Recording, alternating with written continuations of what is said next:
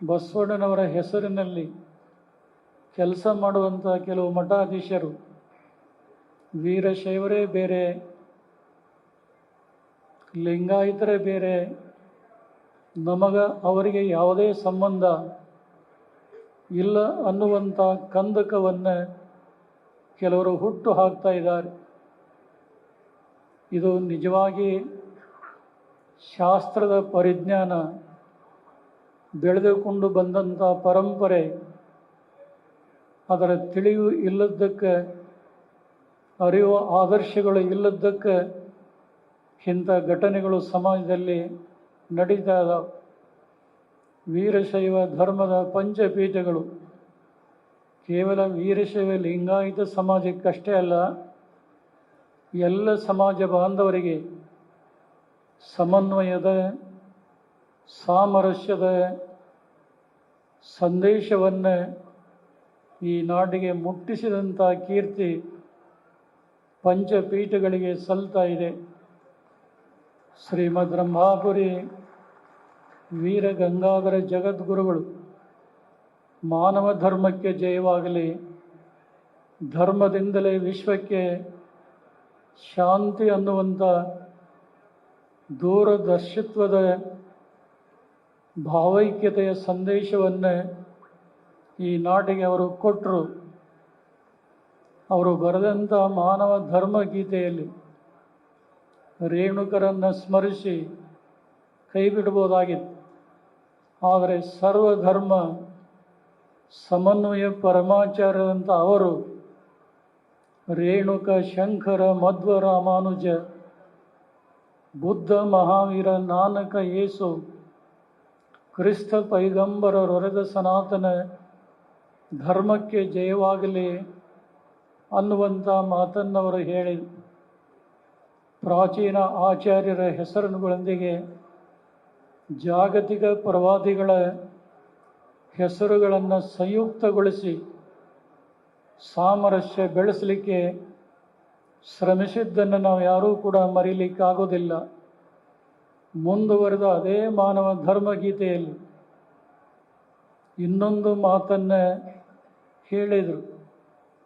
ಬಸವಾದಿ ಶರಣರು ಒಸೆದು ಪಾಲಿಸಿ ತೋರ್ದ ಹೆಸರಾಂತ ಕವಿಗಳು ಉಸಿರ್ದ ಪರಾತ್ಪರ ಧರ್ಮಕ್ಕೆ ಜಯವಾಗಲಿ ಅಂತ ಜಗದ್ಗುರು ರೇಣುಕಾದಿ ಪಂಚಾಚಾರ್ಯರು ಸಂಸ್ಥಾಪಿಸಿದಂಥ ವೀರಶೈವ ಧರ್ಮದ ತತ್ವ ತಳಹದಿಯ ಮೇಲೆ 12ನೇ ಶತಮಾನದಲ್ಲಿ ಬಸವಣ್ಣನವರು ಈ ಧರ್ಮವನ್ನು ಇನ್ನಷ್ಟು ಮತ್ತಷ್ಟು ಬೆಳೆಸುವಂಥ ಬಹುದೊಡ್ಡ ಕಾರ್ಯವನ್ನು ಮಾಡಿದ ಜಗದ್ಗುರು ರೇಣುಕಾದಿ ಪಂಚ ಆಚಾರ್ಯರು ಯುಗಮಾನ ಪುರುಷರಾಗಿ ಸಮಾಜಕ್ಕೆ ಮಾರ್ಗದರ್ಶನ ನೀಡಿದರೆ, ಶತಮಾನ ಪುರುಷರಾಗಿ ಬಸವಾದಿ ಶಿವಶರಣರು ಪೂರ್ವದ ಆದರ್ಶಗಳನ್ನು ಉಳಿಸಿ ಬೆಳೆಸಿಕೊಂಡು ಬಂದರೆ ಹೊರತು ಹೊಸದಾದಂಥ ಯಾವುದೇ ಪಂಥವನ್ನಾಗಲಿ ಯಾವುದೇ ಪಂಗಡವನ್ನಾಗಲಿ ಮಾಡಲಿಲ್ಲ ಅನ್ನುವಂಥ ಸತ್ಯ ಇವತ್ತು ಎಲ್ಲರೂ ಕೂಡ ಅರಿಯಬೇಕಾಗಿದೆ. ಬಸವಾದಿ ಶಿವಶರಣರ ಸಾಮಾಜಿಕ ಚಿಂತನೆಗಳನ್ನು ನಮ್ಮೆಲ್ಲ ಪಂಚಪೀಠದ ಜಗದ್ಗುರುಗಳು ಸಮಯ ಸಂದರ್ಭಾನುಸಾರ ತಮ್ಮ ಆಶೀರ್ವಚನದಲ್ಲಿ ಹೇಳ್ತಾರೆ. ಆದರೆ ಬಸವಣ್ಣನವರ ಹೆಸರನ್ನು ಹೇಳುವಂಥ ಇನ್ನೊಂದು ವರ್ಗದ ಜನ ಯಾವತ್ತೂ ಕೂಡ ರೇಣುಕಾದಿ ಪಂಚ ಆಚಾರ್ಯರ ಹೆಸರನ್ನು ಹೇಳದೆ ಕೇವಲ ಶರಣರ ಚಿಂತನೆಗಳನ್ನಷ್ಟೇ ಹೇಳುತ್ತಾರೆ. ಬಹುಶಃ ಇದು ಬಹಳ ತಪ್ಪು. ವೀರಶೈವ ಅನ್ನುವಂಥದ್ದು ಸೈದ್ಧಾಂತಿಕವಾದಂಥ ಪದ, ಶಾಸ್ತ್ರೀಯವಾದಂಥ ಪದ ಇದು. ಲಿಂಗಾಯತ ಅನ್ನುವಂಥದ್ದು ರೂಢಿಯಿಂದ ಬಂದಿರುವುದೇ ಹೊರತು ಬೇರೇನೂ ಕೂಡ ಅಲ್ಲ. 12ನೇ ಶತಮಾನದ ಶರಣರ ವಚನಗಳಲ್ಲಿ ಲಿಂಗಾಯತ ಪದಕ್ಕಿಂತ ವೀರಶೈವ ಅನ್ನುವಂಥ ಪದವೇ ಹೆಚ್ಚು ಹೆಚ್ಚು ಬಳಸಿದ್ದನ್ನೇ ನಾವು ನೋಡ್ತೇವೆ. ಆದರೆ ಈ ರಾಜ್ಯದಲ್ಲಿ ಕೆಲವರು ಈ ಭೇದ ಭಾವನೆಗಳನ್ನು, ಕಂದಕಗಳನ್ನು ಸೃಷ್ಟಿ ಮಾಡುವಂಥ ಜನ ಇದ್ದಾರೆ. ಅಂಥವರ ಮಾತುಗಳಿಗೆ ಬೆಲೆಯನ್ನು ಕೊಡುವಂಥ ಅವಶ್ಯಕತೆ ಇಲ್ಲ. ವೀರಶೈವ ಧರ್ಮದ ಅಷ್ಟಾವರಣ, ಪಂಚಾಚಾರ, ಷಟಸ್ಥಲಗಳ ಆದರ್ಶಗಳೇನದಾವ ಅವುಗಳನ್ನು ಪರಿಪಾಲಿಸಿಕೊಂಡು ನಮ್ಮ ಧರ್ಮ ಸಂಸ್ಕೃತಿಯನ್ನು ಪುನರುತ್ಥಾನಗೊಳಿಸುವಂಥ ಸತ್ಯ ಸಂಕಲ್ಪ ಎಲ್ಲರದೂ ಕೂಡ ಆಗಬೇಕಾಗಿದೆ. ಹಿಂದಿನ ನಮ್ಮ ಪೂರ್ವಜರು ಬಹಳ ಕಷ್ಟಪಟ್ಟು ಈ ಧರ್ಮ ಸಂಸ್ಕೃತಿಯನ್ನು ಉಳಿಸಿ ಬೆಳೆಸಿದ್ದಾರೆ. ಆದರೆ ಇವತ್ತಿನ ಆಧುನಿಕ ಕಾಲದ ಯುವ ಜನಾಂಗ ಬಹುಶಃ ದಾರಿಯಲ್ಲಿ ಅವರು ನಡೀತಾ ಇಲ್ಲ. ಕೇವಲ ಅಧಿಕಾರ, ಹಣಕ್ಕಾಗಿ ಕವಲು ಮಾರ್ಗದಲ್ಲಿ ಸಾಗ್ತಾ ಇರುವಂಥದ್ದು ಈ ಧರ್ಮಕ್ಕೆ ಬಹುದೊಡ್ಡ ಪೆಟ್ಟು. ಅದಕ್ಕೆ ಬೆಳೆಯುವಂಥ ಯುವ ಜನಾಂಗಕ್ಕೆ ವೀರಶೈವ ಲಿಂಗಾಯತ ಧರ್ಮದ ಸಂಸ್ಕಾರ ಮತ್ತು ಅರಿವು ಆದರ್ಶಗಳನ್ನು ಅವರಿಗೆ ಮನವರಿಕೆ ಮಾಡಿಕೊಡುವಂಥ ಕೆಲಸ ಮಾಡಬೇಕಾಗಿದೆ. ವೀರಶೈವ ಧರ್ಮದ ಪಂಚಪೀಠಗಳು ಭೌತಿಕ ಸಂಪತ್ತನ್ನು ಗಳಿಸಬೇಕು ಅನ್ನುವಂಥ ಹವ್ಯಾಸಕ್ಕೆ ಬಲಿಯಾಗದೆ ಭಕ್ತರ ಬಾಳನ್ನು ಹಸನಗೊಳಿಸುವ ಉದ್ದೇಶದಿಂದ ನಿರಂತರವಾಗಿ ಧರ್ಮ ಪ್ರಸಾರದಲ್ಲಿ ನಡೀತಾ ಇರುವುದನ್ನು ತಾವೆಲ್ಲ ನೋಡ್ತಾ ಇದ್ದೀವಿ. ಈ ಪಂಚಪೀಠಗಳ ಎಲ್ಲ ಶಾಖಾ ಮಠಗಳು ಅವು ಒಂದಿಲ್ಲ ಒಂದು ಪಂಚಪೀಠದ ಶಾಖಾ ಮಠಕ್ಕೆ ಸಂಬಂಧಪಟ್ಟಂಥ ಮಠಗಳೇ ಹೊರತು ಬೇರೆ ಬೇರೆ ಅಲ್ಲ. ಅದಕ್ಕೆ ಪೀಠಾಚಾರ್ಯರ ಮತ್ತು ಶಿವಾಚಾರ್ಯರ ಸಂಬಂಧ ತಾಯಿ ಮಕ್ಕಳ ಸಂಬಂಧ ಇದೆ. ಈ ಸಂಬಂಧ ಹಿಂದೆಂದಿಗಿಂತಲೂ ಇಂದಿನ ದಿನಮಾನಗಳಲ್ಲಿ ಅದು ಬಹಳಷ್ಟು ಬಂಧುರವಾಗಿ ಮುಂದುವರಿಸಿಕೊಂಡು ಬರುವಂಥ ಅವಶ್ಯಕತೆ ಇದೆ. ಸಣ್ಣ ಪುಟ್ಟ ವಿಚಾರಗಳನ್ನು ದೊಡ್ಡದು ಮಾಡಿ ಅವಾಂತರಕ್ಕೆ ಕಾರಣ ಆಗದೆ ಸಾರ ವಿಚಾರವನ್ನು ಮಾಡಿ ಸನ್ಮಾರ್ಗದಲ್ಲಿ ನಡೀಲಿಕ್ಕೆ ಏನು ಸಾಧ್ಯತೆ ಆ ದಾರಿಯಲ್ಲಿ ನಡೆಯುವಂಥ ಪ್ರಾಮಾಣಿಕ ಪ್ರಯತ್ನ ಮಾಡಬೇಕಾಗಿದೆ. 16 ವರ್ಷಗಳಿಂದ ಒಂದೇ ವೇದಿಕೆಯಲ್ಲಿ ಪಂಚಪೀಠದ ಜಗದ್ಗುರುಗಳು ಸೇರಿಲ್ಲ ಅನ್ನುವಂಥ ಒಂದು ದೊಡ್ಡ ಅಪವಾದ ಇತ್ತು.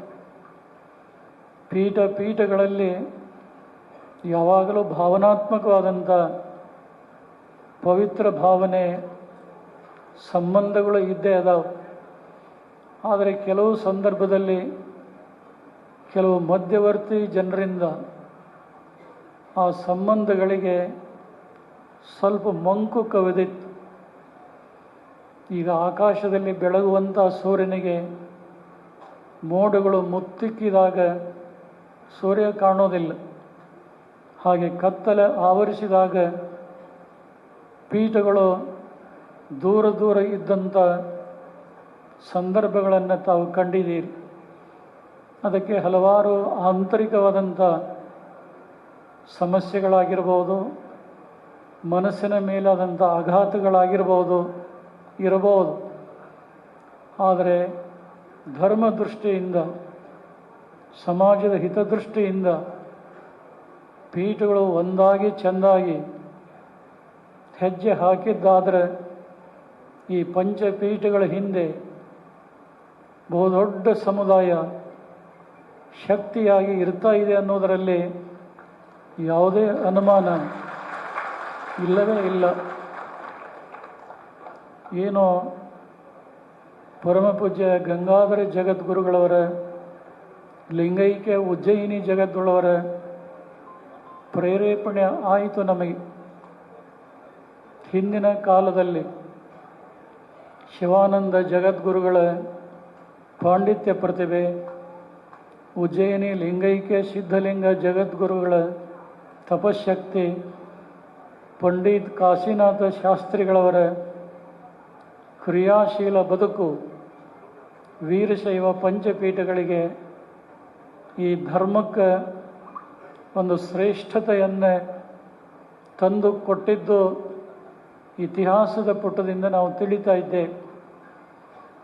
ಅವರ ನಂತರದಲ್ಲಿ ಆ ಜವಾಬ್ದಾರಿಯ ಕಾರ್ಯವನ್ನು ಭೂಲೋಕದ ಶಿವನಾಗಿ ಈ ನಾಡಿನಲ್ಲಿ ಸಂಚರಿಸಿದಂಥ ಶ್ರೀಮದ್ ರಂಭಾಪುರಿ ವೀರಗಂಗಾಧರ ಜಗದ್ಗುರುಗಳು ಗುರುಸ್ಥಳದ ಸಂಚಾಲಕರಾಗಿ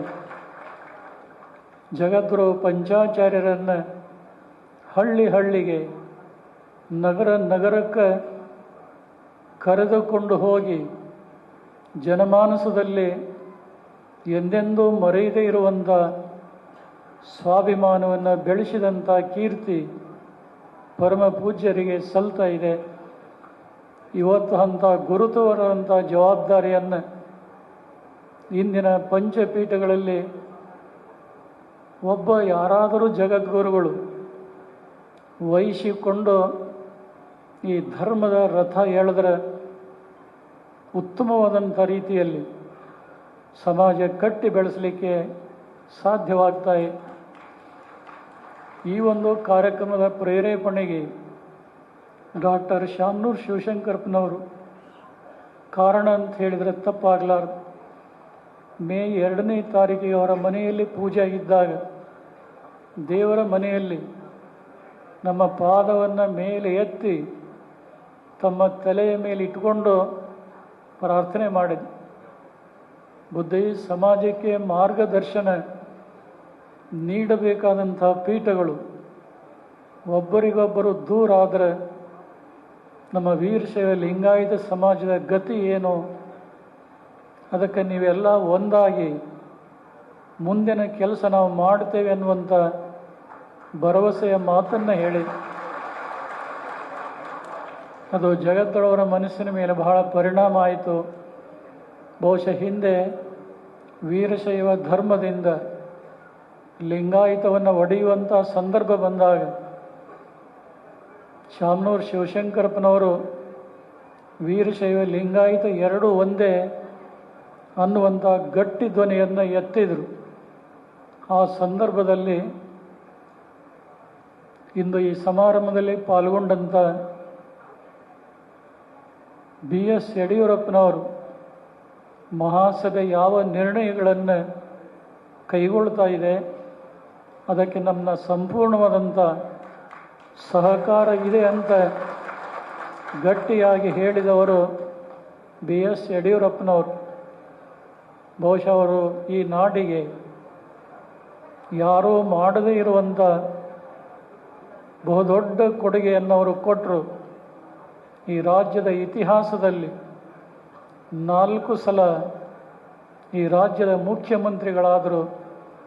ಆದರೆ ದುರ್ದೈವದಿಂದ ಪರಿಪೂರ್ಣ ಅವಧಿಗೆ ಅವರಿಗೆ ಆಡಳಿತವನ್ನು ಮಾಡಲಿಕ್ಕೆ ವರಿಷ್ಠರು ಕೊಡಲಿಲ್ಲಲ್ಲ. ಅದರಿಂದ ಇಡೀ ಸಮಾಜಕ್ಕೆ ಆಘಾತ ಆಗಿರುವಂಥದ್ದು ತಮಗೆಲ್ಲ ಗೊತ್ತಿದೆ. ಹೀಗಾಗಿ ಕಳೆದ ಚುನಾವಣೆಯಲ್ಲಿ ಸಂಪೂರ್ಣ ಪಕ್ಷ ಹಿನ್ನಡೆ ಆಯಿತು. ಬಹುಶಃ BS ಯಡಿಯೂರಪ್ಪನವರ ನೇತೃತ್ವದಲ್ಲಿ ಅವರು ಹೇಳಿದಂಥ ವ್ಯಕ್ತಿಗಳಿಗೆ ಆಯ್ಕೆ ಮಾಡಿದ್ರೆ ಅವರದೇ ಆದಂಥ ಸರ್ಕಾರ ಖಂಡಿತವಾಗಿ ಬರ್ತಿತ್ತು ಅನ್ನೋದೊಂದೇ ಯಾವುದೇ ಸಂದೇಹ ಇಲ್ಲ. ಅವರು ಯಾವ ಸ್ಥಾನದಲ್ಲಿ ಉನ್ನತ ಸ್ಥಾನದಲ್ಲಿದ್ದಾರೆ, ಅವರಿಗೆ ಒಂದು ದಿನವೂ ಕೂಡ ನೆಮ್ಮದಿಯಿಂದ ಇಡಲಿಕ್ಕೆ ಬಿಡಲಿಲ್ಲ. ಎಷ್ಟು ಕಿರುಕುಳ ಕೊಟ್ರಂದ್ರೆ ಸಾಕಪ್ಪ ಸಾಕು ಈ ಜಾಗ ಅನ್ನುವಷ್ಟರ ಮಟ್ಟಿಗೆ ಅವರು ನೋವನ್ನು ಅನುಭವಿಸಿದರು. ಬಹುಶಃ ಆ ನೋವಿನ ಫಲವಾಗಿಯೇ ಇವತ್ತು ಅವರು ಎಲ್ಲೇ ಪಾಲ್ಗೊಳ್ಳಿ ಹೆಚ್ಚು ಮಾತಾಡೋದಿಲ್ಲ,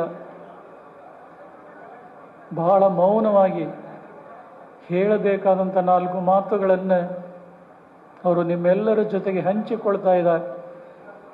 ಆದರೆ ಭವಿಷ್ಯತ್ತಿನ ಆಶಾ ಜ್ಯೋತಿಯಾಗಿರುವಂಥ BY ವಿಜಯೇಂದ್ರ ಅವರು ಇವತ್ತು ಅದೇ BJP ಪಕ್ಷದ ರಾಜ್ಯಾಧ್ಯಕ್ಷರಾಗಿ ಕ್ರಿಯಾಶೀಲರಾಗಿ ಎಲ್ಲ ಸಮುದಾಯಗಳ ಜನರನ್ನು ಸಂಘಟಿಸಿಕೊಂಡು ಉತ್ತಮವಾದಂಥ ವಿಚಾರಧಾರೆಗಳನ್ನು ಇಟ್ಕೊಂಡು ಕೆಲಸ ಮಾಡ್ತಾ ಇದ್ದಾರೆ.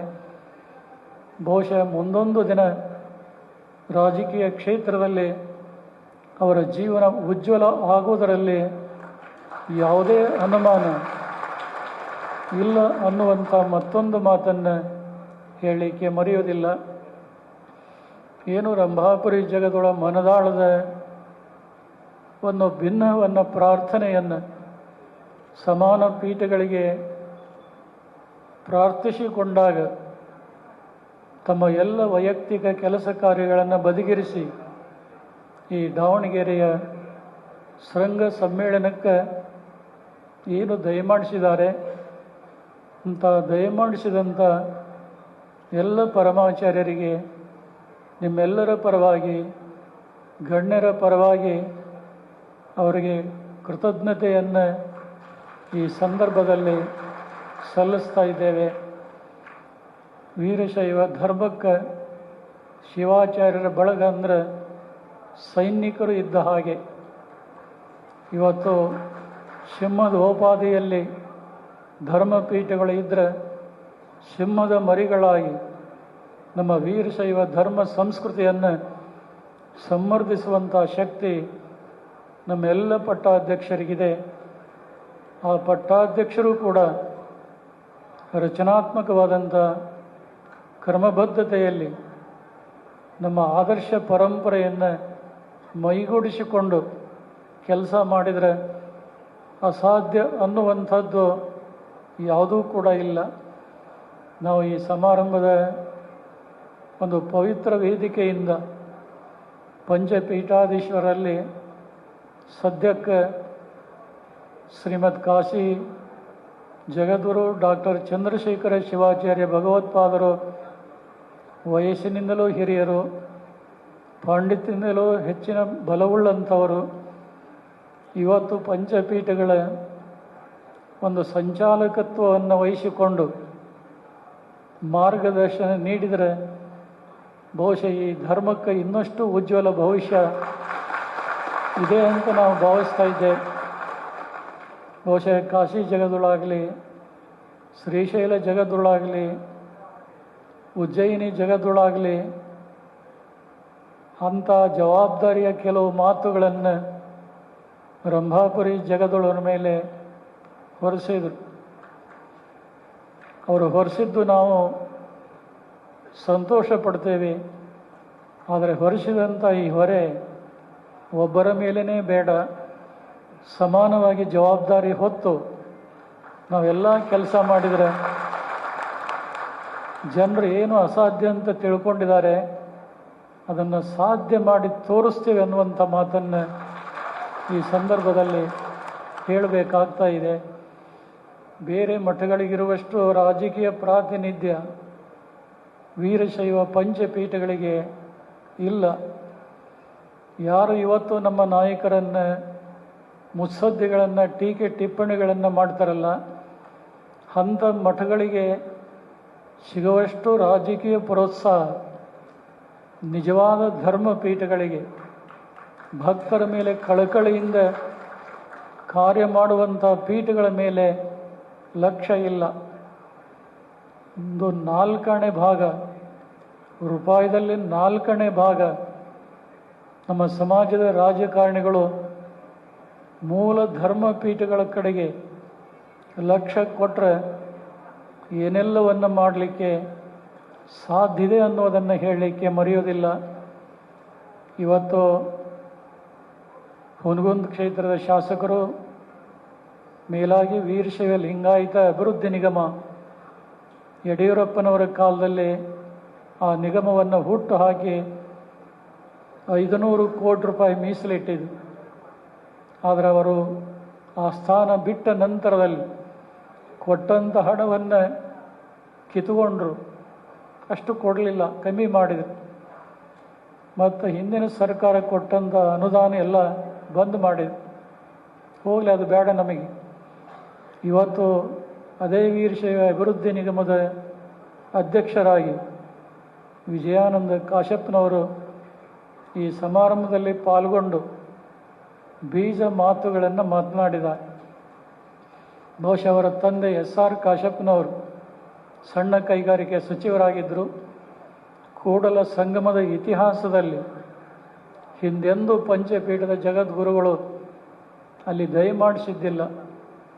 ಬಹುಶಃ ಐತಿಹಾಸಿಕವಾದಂಥ ಅಡ್ಡಪಲ್ಲಕ್ಕಿ ಮಹೋತ್ಸವ ಮಾಡಿ, ಸರ್ವಧರ್ಮ ಸಮ್ಮೇಳನ ಮಾಡಿ, ಸಾಮೂಹಿಕ ವಿವಾಹ ಸಮಾರಂಭ ನೆರವೇರಿಸಿದಂಥ ಕೀರ್ತಿ SR ಕಾಶ್ಯಪ್ನವರಿಗೆ ಆ ಗೌರವ ಸಲ್ತಾ ಇದೆ.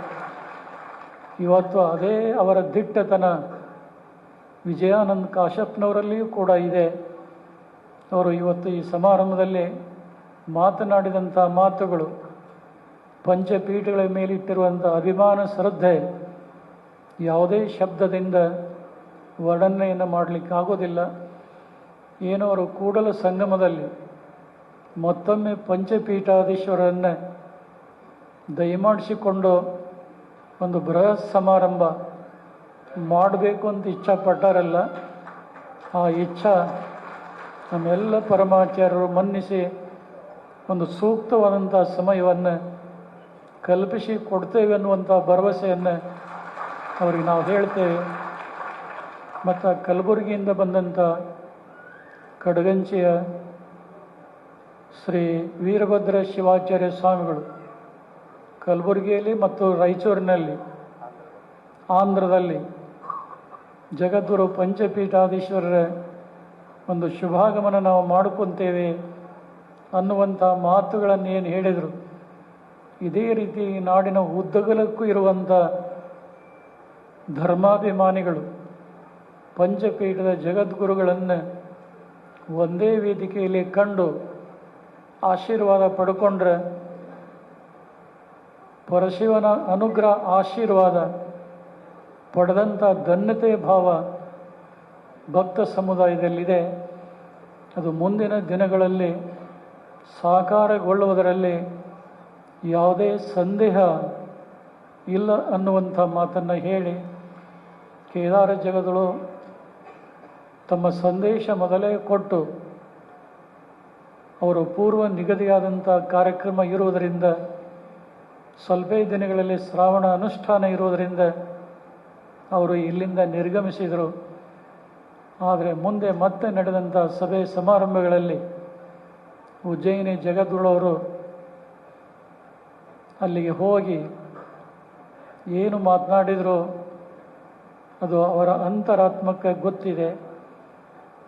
ಅವರ ಇಚ್ಛಾನುಸಾರ ನಾವು ಮತ್ತೆ ಸೇರಿ ಎಲ್ಲವನ್ನ ತಿಳಿಗೊಳಿಸಿ ವೀರಶೈವ ಲಿಂಗಾಯತ ಧರ್ಮವನ್ನು ಕಟ್ಟಿ ಬೆಳೆಸುವಂಥ ಗುರು ಪರಂಪರೆಯ ಆದರ್ಶ ಮೌಲ್ಯಗಳನ್ನು ಜನಮನದಲ್ಲಿ ತುಂಬುವಂಥ ಕೆಲಸ ಮಾಡ್ತೇವಂತ ಏನು ಹೇಳಿದರು, ಅದನ್ನು ನಾವೆಲ್ಲರೂ ಕೂಡ ಸ್ವಾಗತಿಸ್ತಾ ಇದ್ದೇವೆ.